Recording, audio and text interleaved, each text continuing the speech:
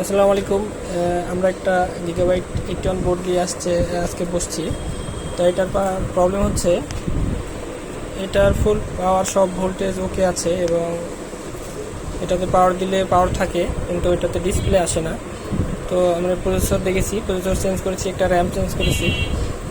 তো চেঞ্জ করার পরেও একই সমস্যা, প্রসেসরটা হালকা হিট হচ্ছে। হ্যাঁ, তারপরে আমরা কোর ভোল্টেজ মাপলাম, তারপরে সব টিসিএস ভোল্টেজ এগুলো সব মেপে দেখলাম, একদম ঠিক আছে।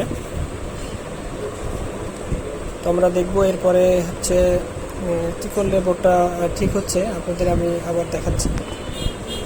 আমরা একবার পাওয়াতে দেখবো আসলে আমাদের বোর্ডটা কি হচ্ছে। দেখুন, আমি পাওয়ার দিলাম,